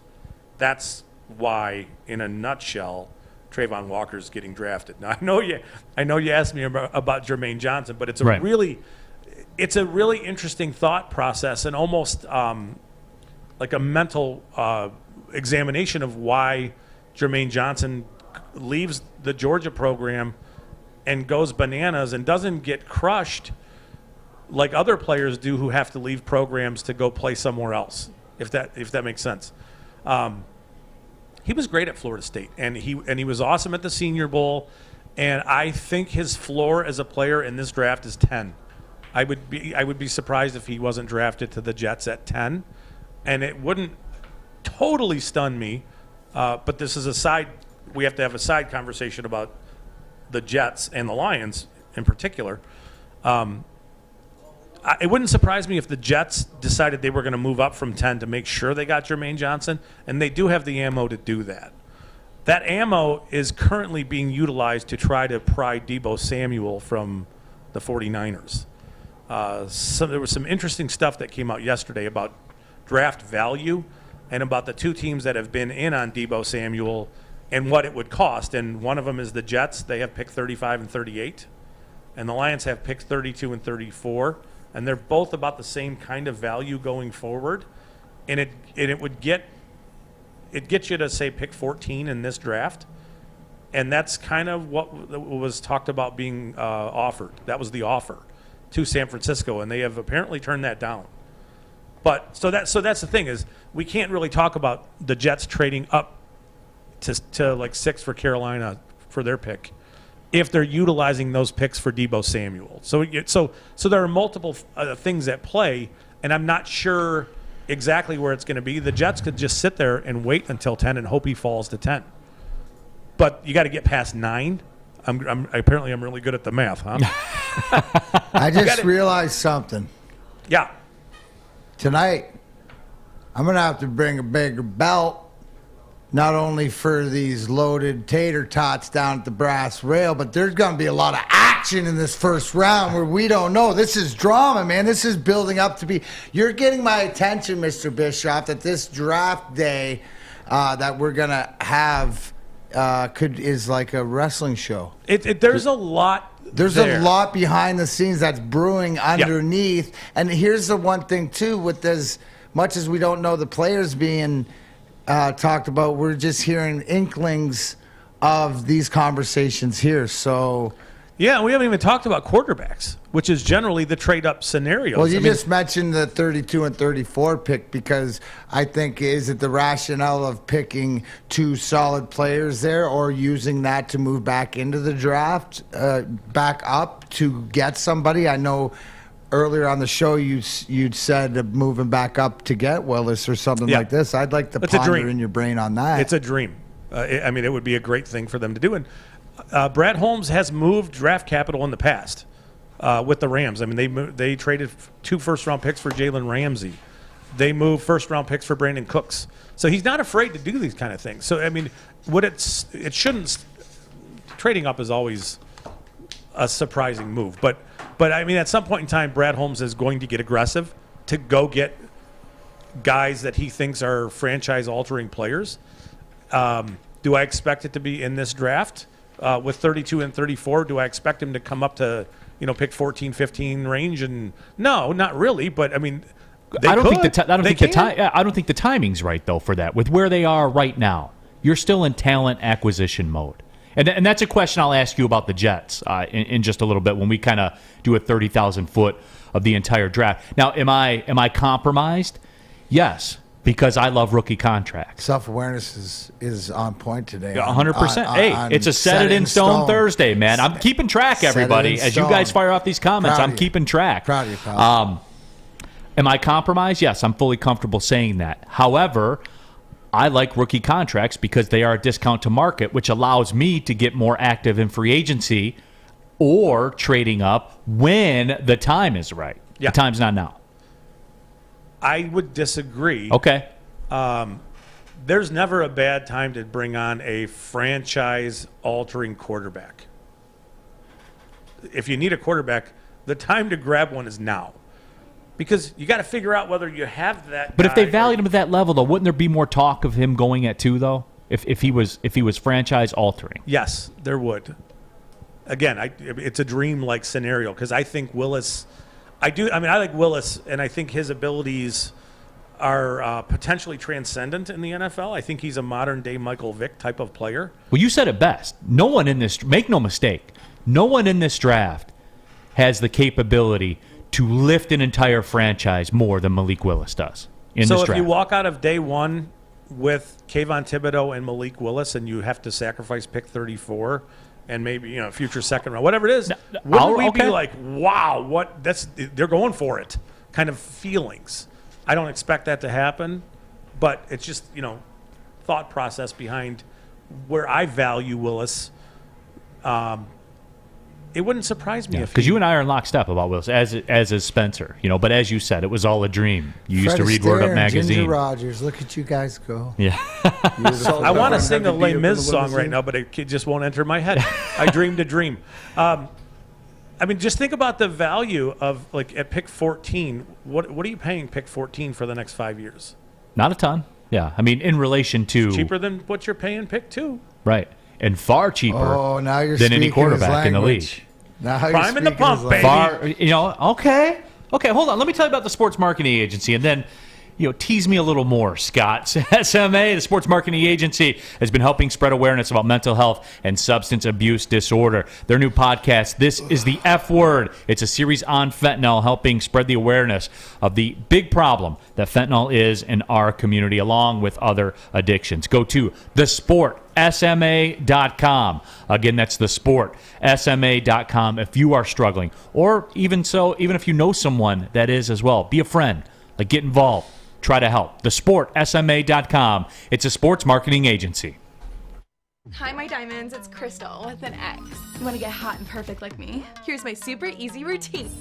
Drink at least a gallon of water before you wake up. Attach a weight to everything in your house. Hello? Sell your car and just sprint everywhere. Scream when you exhale.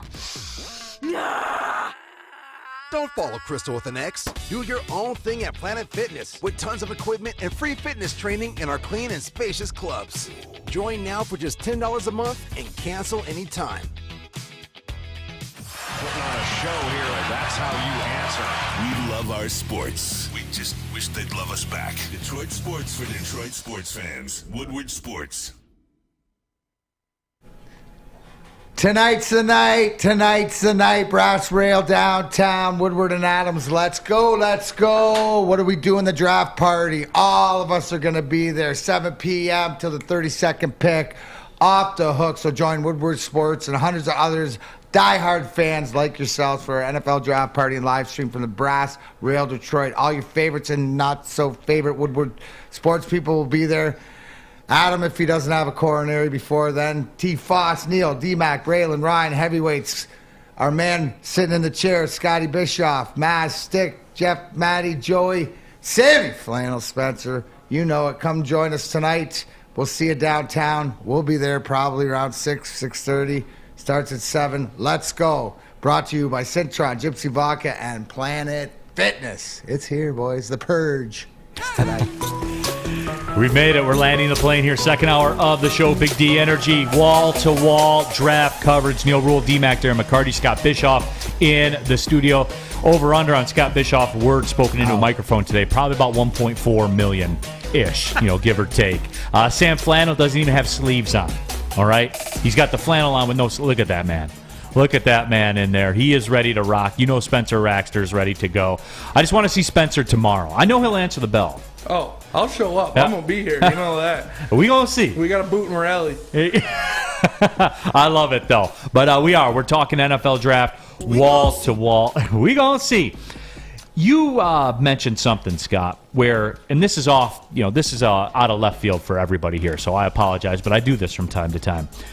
You talked about the Jets and all the multiple teams that have multiple picks in the first round. The Jets situation intrigues me. Obviously, they have their number 4 pick because they stink. Yep. So they have that number 4 pick. They have that number 10 pick from Seattle as well. And then you flip down to the second round, pick number 35, pick number 38. They have 4 of the top 38 picks in the NFL draft. The Lions, obviously, as well, 3 of the top 34 also for Detroit. 2 rosters that are devoid of talent, because how else do you explain being that bad to draft that high? Yeah. Those are the 2 scenarios that really jump out at me. Kansas City as well. I think it's been a while since we've seen such a good team, a Super Bowl contender, that has a multiple first-round picks. So they have their situation to me is a little bit different. The Packers, too. The Packers, They're right too. there kind of with Kansas City. That's kind of the intrigue in the back half of round 1. Right, which to me, I'm going to wrap that all together. You talked about Deebo Samuel and the situation with the Jets. You look at the trade that the Packers made. The wide receiver, all of a sudden, from a salary perspective, is starting to create a big discount to market. Yeah. I.e., and I think that the wiser franchises... Here's my kind of bold prediction that's not Lions involved. I think you will see wide receivers go often. I think you will see wide receivers go early because of that discount to market that I talked about with Malik Willis and the quarterback spot. With what we've seen with Tyreek Hill and the wide receiver contracts that have been given out, there is a big, big, big discount to market with the wide receiver position as well right now. Absolutely. Turned into quarterbacks. There you are. I mean, they're the offensive tackles. They're up there with that. The edge rushers, the offensive tackles, quarterbacks, and receivers now. They are, and that's there are really good receivers in this class. Deebo's an interesting thing. He's a different kind of player, and you mentioned the Jets and the Lions kind of being in the same boat. I don't view them as teams in the same situation.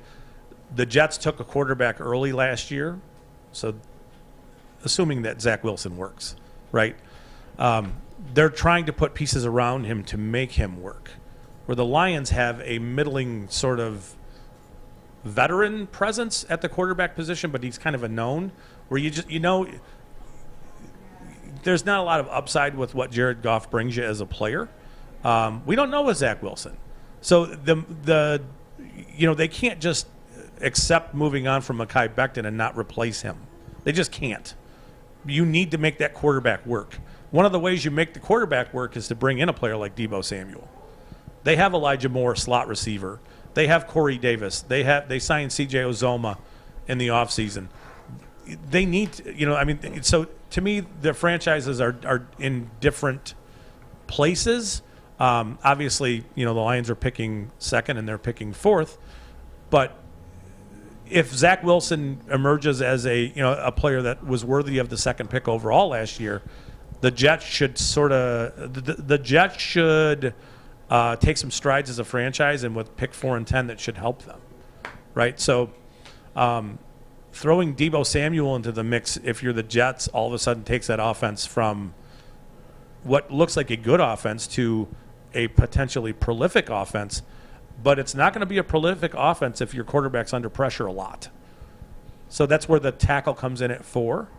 I think they're in a better position to take on Deebo Samuel than even the Lions would be. I don't necessarily want the Lions to move off picks 32 and 34 unless it's for a completely game-changing type of player. And yes, Debo could be, but you have to pay him too. And that's my rub with it all the time. Is he a great player yet? And I think people get that confused with me when I talk. I think the great player stuff is overblown too. He had one great year, right? And he had to be utilized a certain way to have that great year. And I know he was awesome as a receiver too. And you're not going to find a bigger fan. I loved him when he was in the draft process.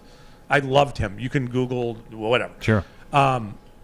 It's just that if he's leaving the 49ers because he doesn't want to be utilized as a runner in that way, which is going to absolutely shorten his life as an NFL player, I don't know that bringing him on and giving up 32 and 34 and then having to pay top of the market money for a receiver makes a ton of sense for where the Lions are, but I can absolutely see it from a Jet standpoint.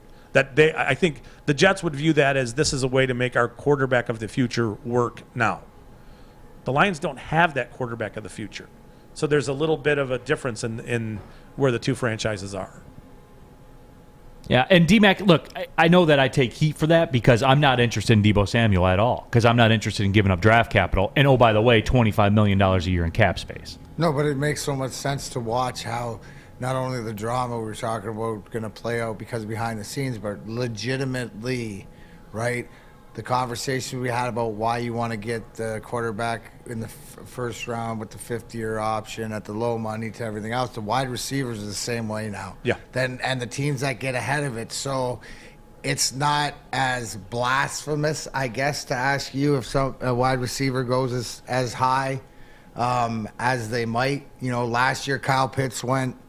Look at the tight end going 4. Yep. Pitts went 4, Chase went 5, Waddle went 6. How that worked out. So I think it's a new age, and I think the wide receivers, that could be that new touted position. And out of this, when we look back to this draft, it might be the wide receivers that stand out as being, you know, the stalwarts of this draft. Yeah, and it's just interesting which one of them are going to go because there's, you know, you hear the Drake Londons. Yeah. You know, when one goes, I honestly believe it's dominoes, that. Right? Yeah, yep. I think when one goes, that's the thing to me that has the capability to turn this first round on its head, which I think will directly benefit the Lions down the line when they go to pick.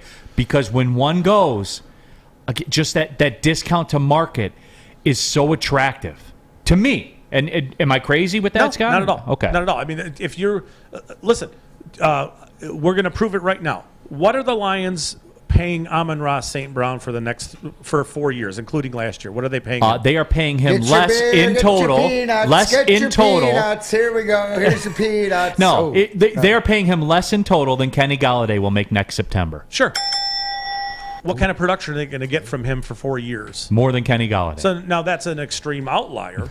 Right. Right. So, I mean, if you take a receiver at 34 in this draft, you're still getting value. As long as he's a productive player, you're still getting value because you're paying so much less, which allows you to pay up at other positions and helps you win. I mean, look at Devontae Adams' deal is crazy for his age, right? Paying Deebo Samuel $25 to $30 million a year, I think, is nuts, because his play style is one he's always going to be banged up. Last year he was not. So you're preaching to the choir. I think that receivers are emerging as guys who make so much money that finding value is super important. It makes what Brad Holmes did with Amon-Ra last year so intriguing and special going forward. Is he's going to produce for them for many years for almost nothing.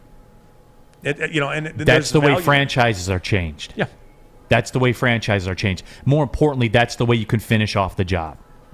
Where when we saw in 2014 into 2015 when they drafted Ebron, they were capped out. They were tapped out. That was their play to try to go over the top because they felt that was the missing piece. They knew they weren't going to be able to keep Sue, and because they didn't go above and beyond to try to keep Sue. They knew they were going to let him go. That's the difference to where I think when you get to a level, instead of being capped out and that's your ceiling, those are the moves that allow you to have that final piece of flexibility that can get you to the promised land. Sure. If you're if you're paying your receivers, a minimum amount of money in free agency next year, you may be able to bring in game-changing, younger, stud. You might be able to. You're not going to be able to do that if you're paying Debo $30 million. Now, the other side of that whole story is, wouldn't it behoove the Lions to bring Debo here if it made Jared Goff work? Then you don't need a quarterback. Goff might be. Well, I heard that, and I get it. I don't think that's really a totally reasonable opinion, but it's not outside the realm of possibility that a player like Debo would unlock some things for Goff, like what happened when they brought on Josh Reynolds last year, and he unlocked some things for Goff. I mean, Debo would be. Goff is the kind of quarterback who really needs to trust his receivers and trust where they're going to be, that they're going to be there. Debo is an incredible route runner. He just is. So that side of it is, if you don't then have to invest in quarterback because Debo helps your quarterback work, it is worth it. I just don't know that's. I'm not sure I believe what's coming out of my mouth right now. If that, you know what I mean? Like, I'm just saying that's the other side of the argument, is maybe that helps Goff work out. Joey 2 times on our YouTube chat thread says Goff is better than every quarterback in the last 2 classes. I would strongly. Joe Burrow disagrees with that, my friend. Yeah, absolutely. And says he still sucks. But though. You know what I do know for a fact is, maybe you know, maybe you don't know, but we broadcast from the Lady Jane's headquarters here in Birmingham, Michigan, and it's so easy, like I did the other day, just to walk over and say, "Hey, ladies, can I get a haircut?" But I walked in, signed in, sat down. I was actually watching golf as I was getting my haircut. You can too. Find one of the 168 throughout the country. Local near you, we walk in, sign in, sit down, boom. King's treatment, you're ready to go. So get to a Lady Jane's, open 10 to 8, 7 days a week. Why? Lady Jane's is wicked awesome. Big D Energy. Be right back with our boy, Scott Bischoff.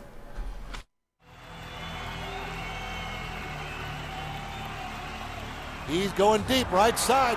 Oh, that is Edwards out there. He goes up in the air at the goal line. Hey, it's Brandon Edwards here, wanting to welcome the sports marketing agency to Woodward Sports Network, to the family. Glad to have you guys. For the last decade, the sports marketing agency has literally leveraged athletes around issues such as mental health and substance abuse. Glad that we can finally start trying to get the stigma off of mental health that's been there for all these years. You don't have to go to the beach, man. You don't have to get your butt crack full of sand. You just need a little chili peppers, man, to get that glowing beach chili peppers tan. Woo! With 26 locations in the Metro Detroit area and more coming, Chili Peppers Tanning is where you'll find the cleanest salons in the D. Join the Pepper Club for the best deals on unlimited tanning. Head to chilipepperstanning.com. You just need a little chili peppers, man. I love Sticker Genius just like I love my genius. Exactly, stickergenius.com. You can be there too, as you see, with the stickers all over the place and signage. They're the ones to go to. Can't say enough about them. Get them, because we got them. Tell them Woodward sent you. Oh, yeah, quick flip around, like 24 hours. Stickergenius.com. Boom, boom. Coming down the stretch here, Big D Energy, Woodward Sports Network. Neal Rule, D-Mac, Darren McCarty, Scott Bischoff, kind enough to roll with us here today. Don't forget the brass rail tonight. We will be out there broadcasting live. We go on the air at 7:30. We'll go all the way to the Lions' second pick. Unless they trade it or something like that. We will see. It's all out there, everybody. We made it. Sam Flannel, Spencer here in the house as well. Happy to have you all with us. Huge viewership numbers across all the platforms today. You guys are ready to roll, as we all are. Certainly as we all are. Did want to hit Scott with this. Hit him. It's been discussed that in the betting circles, Nakobe Dean has even money to be a first-round pick, which I think would stun a lot of people to hear that. But this is where we're at. 32.5. Over or under. That's the draft position. Even money. I know that he's been out of the spotlight. I know he hasn't done anything or been anywhere. We haven't seen Nakobe Dean. He's like Billy McFarland at Firefest. Nobody knows where he is. And I've heard about the meniscus thing. What's the word on the street about Nakobe Dean? Is he valid? Because the fans love him. The fans want him. You know that. I mean, he's the big sexy name that came out of the Georgia National Championship run. What's the story with Nakobe Dean? It's an interesting story. He's smaller than everybody thought. He's 5'11", and he may have played sub 220. I find it fascinating that he did not run. It's a tell. When a player doesn't run, there's a reason. One of the things that's super interesting that's going to have to play out over time is that what did that Georgia defensive line and how dominant they were do to allow those linebackers, and it's not just Nakobe Dean, it's Quay Walker, Tom Pelissero was talking about him being a top 20 pick, Channing Tindall, and Nakobe Dean to run the way and to look the way they looked, essentially to run through gaps untouched and make plays in the backfield. So with Nakobe Dean, he's small, and I think when you look at him, his instincts are off the charts. He's a super smart player. He will find the ball. The questions are, what happens to him when he has to deal with blocks, and he's got to deal with physicality, and he's got to run through contact to make plays. And also, I think he's too small to cover tight ends. So there's a touch of a limitation as far as allowing him to play in coverage kind of stuff. It's interesting that he did not get invited to the draft, and about a week after they put out their invitation, he then was invited to the draft. So he's there. So that's kind of an indication of what the NFL thinks is going to happen, is that they expect him to be a first-round player in that range. I will tell you that the Dallas Cowboys are actively pursuing trying to get up to, say, around pick 14 for a linebacker. And Nakobe Dean would be a really nice fit for where they are as a franchise and what their defense already has. And wouldn't you be interested what Dallas is interested in linebackers, just because it seems that whatever questionable, they usually make the good decision on a linebacker? Yeah, I mean, they took a linebacker last year who probably is transitioning to become a pass rusher, so you need a guy who can cover space, and by all accounts, I mean, that's Dean. Now, I just said that I think he's hiding his true 40 speed, but his game's all about quickness, maybe short area quickness, and not necessarily the 40. And so the 40 might not be a great test for him. As a short striding player, my guess is he may not look great in the 40, but he does play super quick. I know that Lions fans really want him. I don't know how much value there is in the Lions taking a linebacker with what they currently have on their roster in the first round. But I mean, Nakobe Dean is a playmaker in the middle of the defense. It's just, how does he translate into the NFL? And I don't think there's a great answer for that just yet. And so you're saying there are too many questions, I guess. There are some questions that I don't think can get answered until they get answered. We have seen smaller type of linebackers get drafted very early and kind of get chewed up and spit out at the NFL level. Now, if you have a defense for him where he can just run, not having to take on blocks, just run around and make plays, different story. I mean, I think that he'd be fine in that scenario. It's just, in a traditional sense, stacking him behind a defensive tackle and having him come forward and take on guards to make plays, I think, is a failing proposition for him. You need to have a plan for him that's different than that. What about all the Devin Lloyd discussion? People talking about, we got a question way earlier in the show. I forgot to get to it. Talk of Devin Lloyd slipping, should he be higher? It's gone across the board. What's your thoughts on Devin Lloyd? If Devin Lloyd's available at 32, even though linebackers sort of been diminished in some ways, Devin Lloyd does he's big enough to hold up, in a traditional sense, but he's also a really good blitzer, and he's really good in coverage. He's a former safety who just kind of outgrew the position. So you are looking at a player who does alter the passing game while giving you a bunch of other things. Devin, he is if he's at 32 and the Lions take him, we all should be very happy. That's a playmaker in the middle, in the second level of your defense, where you're feeling really good about what he is as a player. It's Big D Energy here on the Woodward Sports Network. Neal Rule, D-Mac, Darren McCarty, and also we have Scott Bischoff here, our resident NFL draft expert. We'll all be out at the brass rail tonight, but we are talking Detroit Lions, and there's just a lot of love for Devin Lloyd in the YouTube chat thread. And it's interesting because when you talk about that, he's a good blitzer. Yeah. That's the stuff that changes the game, man. I mean, This is why we're talking about edges and things like that. The sack is the new turnover, isn't it? Just pressure.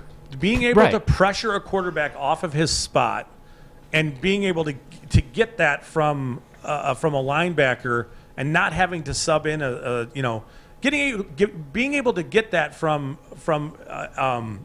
your normal defensive setup. If they run like a 4-2-5, not having to sub in an extra defensive back to get that pressure, because what happens is that your defense is smaller, and smart teams will exploit that.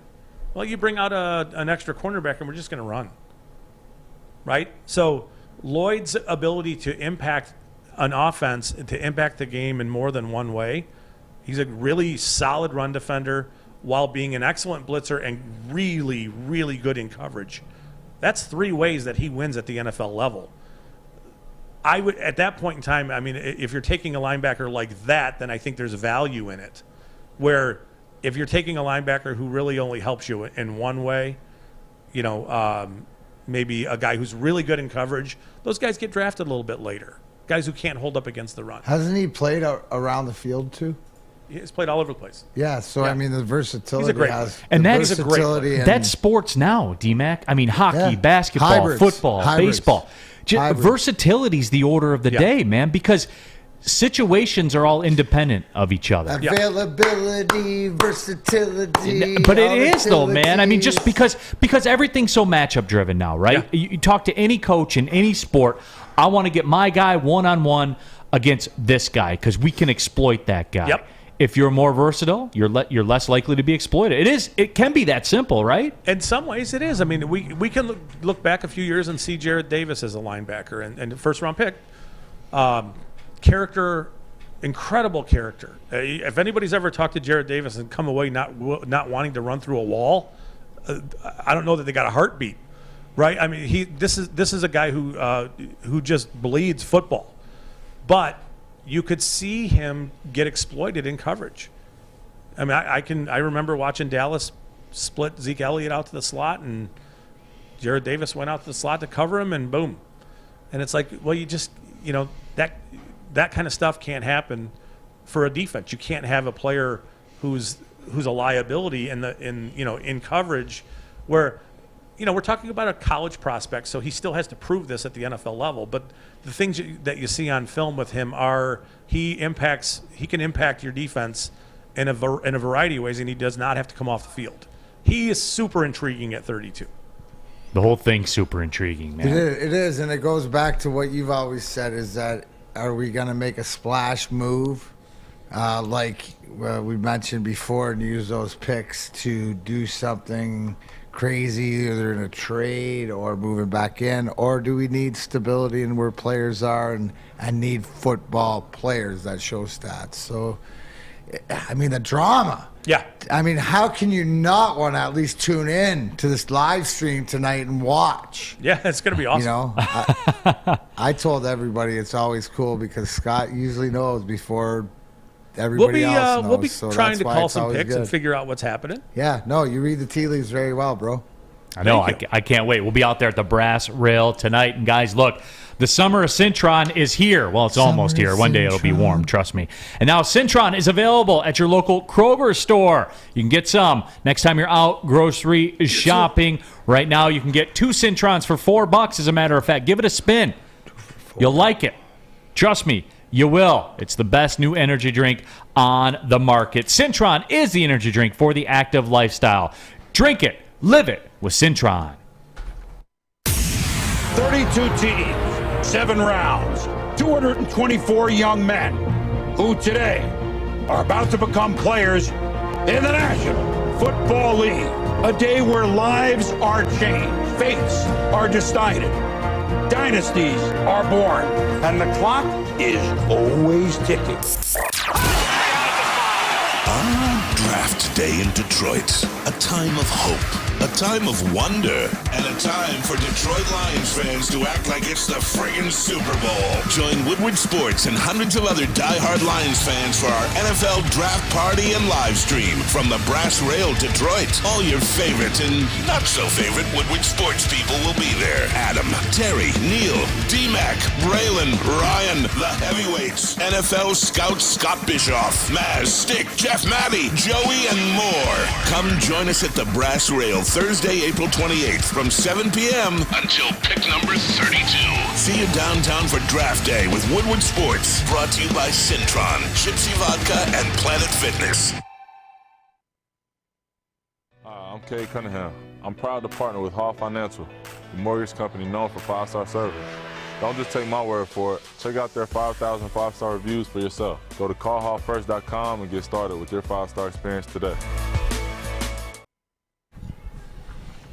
Neal Rule here for Wing Snob, and I was told it takes a snob to know a snob. So here I am to tell you about their fresh, juicy, hormone-free chicken. Wing Snob, the best traditional wings. The best traditional signature sauces, too. Jamaican jerk, lemon pepper, all of it. Wings are tossed to perfection in any sauce you choose. When the wings are this good, you're allowed to be a snob, everybody. Order online right now, right around that lunchtime hour. Go to wingsnob.com. Wing Snob. We just have better wings. Coming down the stretch, that makes you pop every single time, doesn't it? Every time, because it's so true. Like, there's nobody better to read it than you. Oh, man. Neal Rule, D-Mac, Darren McCarty. Plays into the heel Neal character. Yeah. That's because it's the heel Neal. That's when you're playing heel Neal. That's him at his finest. Big D Energy NFL Draft Day is upon us. 7 hours and some change. We'll be at the Brass Rail downtown. So will Scott Bischoff. Right now, he is here in studio. Very kind to take the whole show here. Sam Flannel has no sleeves on. He's lost control. Spencer's over there with Adam. Who knows what he's been doing during the commercial breaks. But, let's get into it. 32-34 for the Detroit Lions. And I'll pose a question, everybody out there. What are you guys looking for out of 32-34? Because I know what I am. My earlier statements have kind of compromised the ability to do that, because I do think that what I talked about the wide receivers, I do think that is going to end up happening. So I'll be gold dust. I'll have shattered dreams, as far as it goes. I was hoping, I was praying, but I just don't think that it's going to be in the cards. I'm a big Treylon Burks guy. And I'm so hype about him, his size. And look, I know people get turned off with the 4.55 40, but you know what? Treylon Burks, catch me some touchdowns, bro. He's 225 pounds. Right. Almost an 80-inch wingspan. Yeah. The 40's almost not all that relevant for his game. Right. Some of the GPS tracking with him has him, over 21 miles an hour. I mean, he's fast. Right. You watch Arkansas play Alabama. He catches a back shoulder on the sideline and runs away from Alabama's corner and safety. Runs away from them and scores. It's like a 60-yard touchdown. He is not a slow player. I think he's a build-up speed guy, so he's not all that quick. But once you get him going, there's a kind of a DK Metcalf, A.J. Brown type quality to the way he plays, the physicality of it all. The thing with him is that you have to manufacture touches for him because he's not a real nuanced route runner, which is why Arkansas plays him out of the slot a lot, because it gives you a variety of ways to win without having to be super efficient with your feet. So as long as you design something for him where you create things for him and manufacture touches for him, we should all be for it. He's a huge, huge human being who is not slow. Are we not trading up? Are we saying 32? Yeah, I'm not. I value rookie contracts. See, I think I that value what the you guys wage. are talking about is the reality of what we talked about before of the wide receivers being more valuable. So you'll see them start coming off the board and who's going to be there and when does that go on. I mean, you think at that 32, 34, you want to get, if it's a safety you're looking for or a versatile speed linebacker or something, but it could be a wide receiver. Now, I think this guy who's always intrigued me is Christian Watson, but I think he's going. I think in a dream I saw him already catch a touchdown for Green Bay. Yeah. So I mean, I think he's going there because he's sort of what Aaron Rodgers needs, and they have the versatility. We'll really see. I'm interested. One of the dramas to play out is what the Packers do. Yeah. To see if they're so catering to Aaron. But can you imagine if they do another Packers draft and draft another quarterback or neglect or just something so? It's crazy. But Christian Watson is he a guy that would fit with what he's got, or is there's a lot of love for him in the chat. I'm sure there is. Yeah, there's a lot of love. To the point, Casey Stock says Christian Watson greater than Treylon Burks. I put that one on the sheet, Mr. Casey Stock. So Christian Watson is he measured crazy good. He's also had a great pre-draft process. He was at the Senior Bowl, and anytime a smaller school player goes to a place like the Senior Bowl, and when they show out the way he did, you stand up and you take notice because he didn't look like a lesser guy there. Combine was awesome. The issues with him are, in a positive way. He will block for you because that North Dakota State's offense is all about power, so he has to block.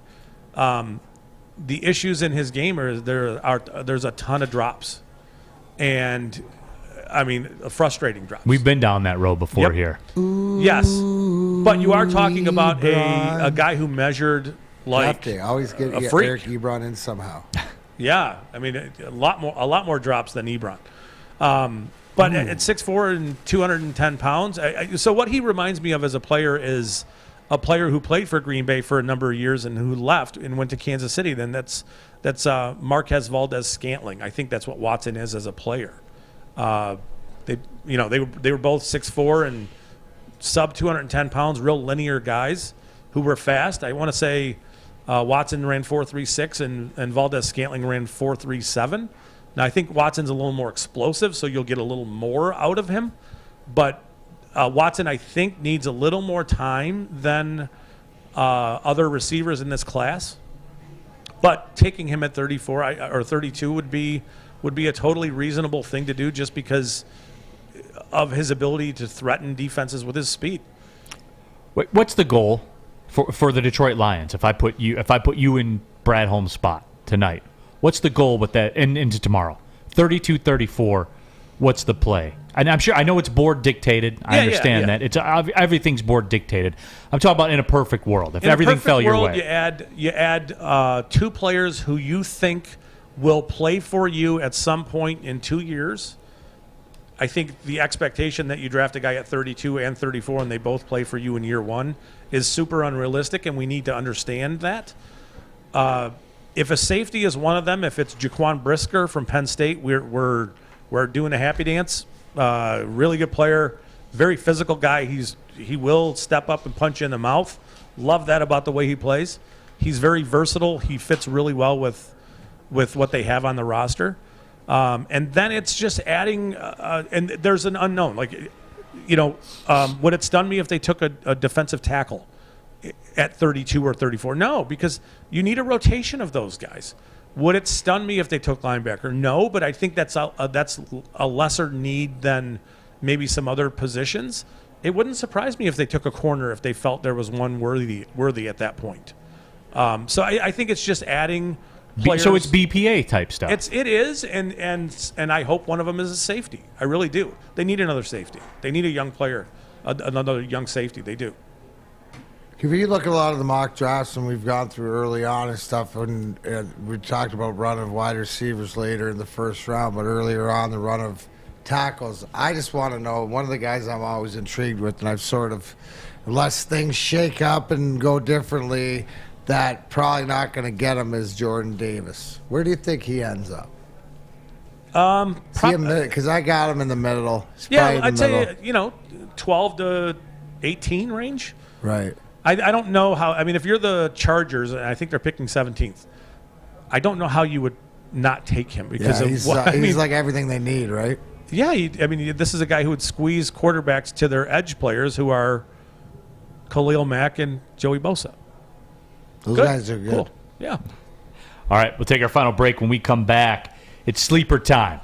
We're gonna ask Scott about the sleepers, and I'm not necessarily however he wants to take that. I just want his knowledge. I just want his wisdom. I just want his thoughts. Which, again, will be at the Brass Rail tonight. So come on out, have some drinks, be regular, watch the NFL draft. You don't got to worry about what's going on at home. No, or safe and sound, or at work, or wherever else, because Guardian Alarm, they got your back. Yes, Guardian Alarm keeps you safe and gives you peace of mind. All 24 hours a day, 7 days a week, whether you're home or on the road, whatever you do, they monitor it right through the phone I told you about. So, just like us here at Woodward Sports Network, you two at home or wherever you are can have the safety and secure feel of Guardian Alarm. If you call 1-800 Stay out. That's 1-800 Stay out.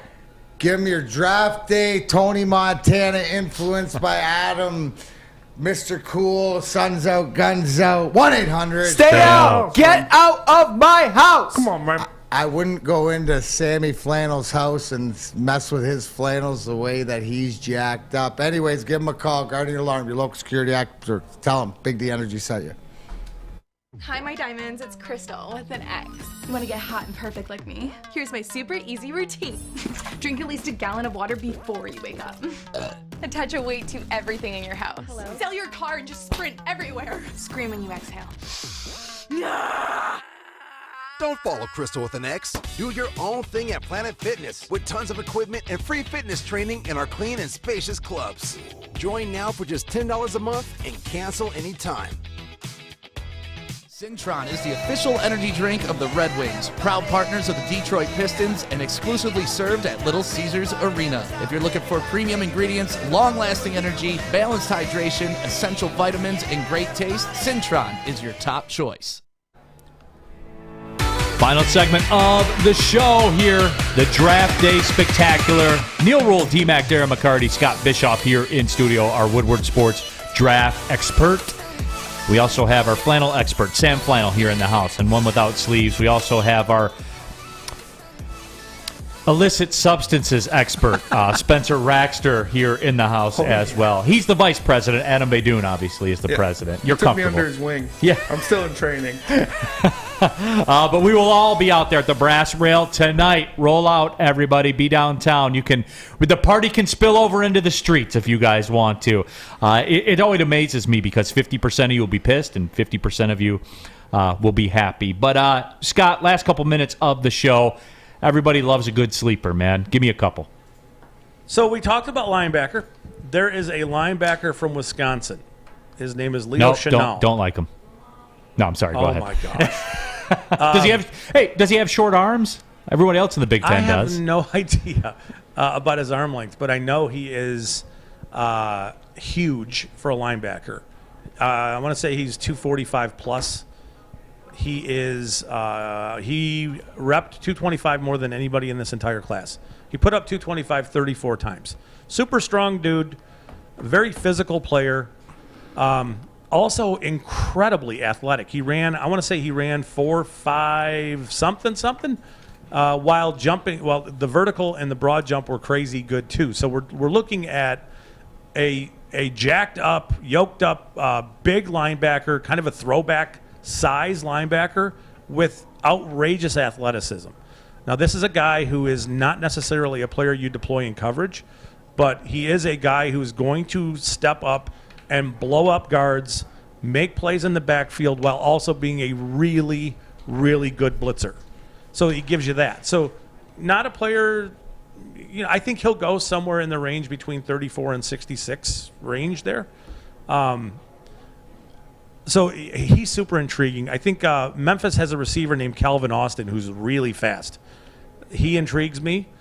just speed-wise. I think he's a little more than just a speed guy, but he's interesting. Baylor has a receiver, Tyquan Thornton, who's very, very fast. He's also intriguing.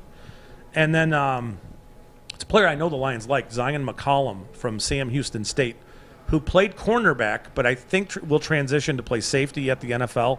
And we're talking about an athletic freak. This dude is he's big, he's mobile, everything that you would want as far as a mover. Now he's a guy who I think you're looking at round 4 range, and a player who's not going to play for you for a little while, a player you have to develop. But from a measurable standpoint, and it's all there. So those are the guys I think that are intriguing to me. There's a bunch more, but we'll get into some of this stuff as the draft goes on. I think Zion McCollum is somebody the Lions fans should be paying attention to. Real quickly, too, I know we didn't spend a ton of time on it, but David Ajabo, Leo wants to know, how far will he fall? That is a great question. I think it's one of the more interesting storylines of the entire draft. Maybe middle of round 2, knowing that he's going to miss some time. And even then, the Achilles is not a guarantee that you're coming back from that. It's just a brutal injury. I got a quick question about something that I think at the end of the show, and we didn't even talk about it on the show, but after, about John Dorsey leaving the Lions organization and the rumors of Rick Spielman or something coming in. Is that, how do you see that? Is that any big news? Does that just tell you more that maybe Chris has more say than maybe does this have anything to do with the fact they're brothers? I know Rick Spielman was a GM in Minnesota and, well respected and stuff, but how do you see that when you hear Dorsey, I always thought was a short-term security blanket for Brad Holmes. And doesn't bother you anything right before the draft? The timing bothers. Yeah, the timing bothers me a little bit. Am I overvaluing that? Maybe not, but or is this fly by the fly? Some of this is I'm sure him wanting to secure next place, and you know what I mean. I don't know. I think it's a reasonable thing to think. We don't like a leak like that happening, or we don't like somebody leaving before the draft. But if the plan was all along, hey, I'm with you for 2 drafts, and I'll groom you, and I'll do my best to give you some wisdom and stuff that I've learned along the way. But after 2, I'm gonna go do something else.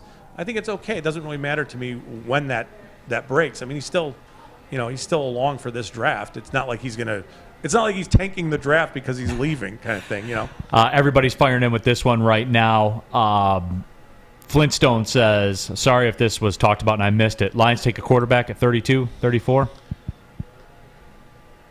The only one I would want that. Well, sure. I mean, if you want to take a quarterback at 32, that's fine, but it's a losing proposition historically. It's really, that's my problem. It's really rare for them to pan out. If I want one, I want the best one. Sure. So, but in order to resolve that position, you need multiple kicks at the can, and taking one at 32 is a kick at the can. It's a low risk play, and I think if you're not taking a quarterback in this class at 2. Then I think taking one at 32 is almost like burning that pick. Some interesting draft stats, too, that Dave Swaniger, number 32 pick, has been traded 3 out of the last 4 drafts. Because of the option. Yep, because of the option. That's pretty explainable. Having receivers jump up into that conversation as being super, super expensive, maybe if a receiver is there at 32, that it brings quarterback and receiver into that conversation as a potential market. That's a thing. Yeah, it's a thing. Treylon Burks if they end up with Treylon Burks at that 32. I know for a fact. I'll pop open the bag with Adam, and we'll get right. I'm getting a nap in today. It's going to be an eventful evening. Good luck with that the rest of you, because it doesn't look like your system's going to allow it. Another quick little neat draft stat too. Tampa Bay, who gets this moniker as the super team. In the last 4 drafts, 3 of their first-round draft picks have been Pro Bowlers. Yeah. It's not a secret, guys. Where have they been drafting in their last 3 drafts? Late. So, I know they got Tristan Wirfs. Yeah. Really good player. It's not a secret. This whole thing's not a secret, guys. Some of it isn't. I mean, so you have the front end of the draft, which is occupied by projected. Like, if this guy turns into what we think we can get him to be, that's why we're drafting him. And at the end of round 1, you're just getting really good players. That's why Deebo Samuel goes at the end of round 1, early round 2, because he's kind of a maximized finished, prospect when some of the other receivers in that class year, they're maybe a little more sought after. But at 32, I think you're getting a player who should be able to help, and 34 helps quickly. You know what I realized? Piano wasn't as heavy today. No. Thanks for carrying Scott, the piano. appreciate you, man. I know this is your time to shine, man. It's awesome. Thank you, guys. You're the Piano best in the players game, man. too. Yeah, absolutely. So for Scott Bischoff, who will be at the brass rail tonight. For Darren McCarty, who will be at the brass rail tonight. Sam Flannel, who will be at the brass. You wearing the sleeveless there, too? Oh, yeah. I'm not even going home. I'm going straight from here to the brass rail. Yes. And as always, Spencer Raxter, the man that made it all go. My name is Neal Rule. Appreciate all of you, big-time audience today. See you, Brass Rail, Detroit, NFL Draft. Big D Energy, Woodward Sports Network. Well, see you later.